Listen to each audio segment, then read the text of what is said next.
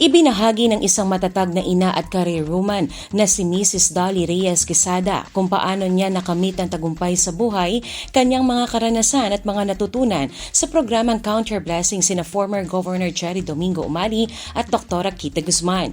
Mahigit 13 years ng distributor ng bread sa Nueva Ecija si Mrs. Dolly at kilala rin siya bilang woman of faith at dahil sa kanyang pananampalataya, siya ay pinagpala.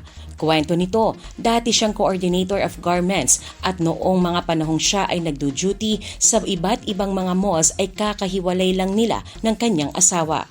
Dahil walang kasama at kausap sa biyahe ay nakikipagkwentuhan na lang anya siya kay Lord.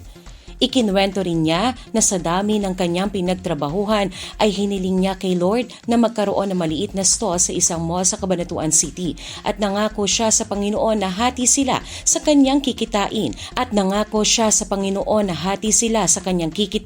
sa maliit na negosyo na kanyang tinupad sa pamamagitan ng pagbabahagi sa simbahan.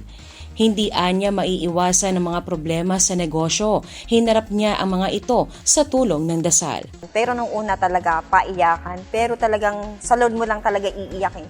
Kasi pagka kay Lord mo iniyak, sigurado may pagtugon eh. Pagka sa tao, hindi eh. Ikukwento ka sa iba. Ang mga pagsubok na dumating sa kanyang hanap buhay ay itinuturing umano niya bilang biyaya. Dahil nangarap ako na Lord use me and send me for your glory.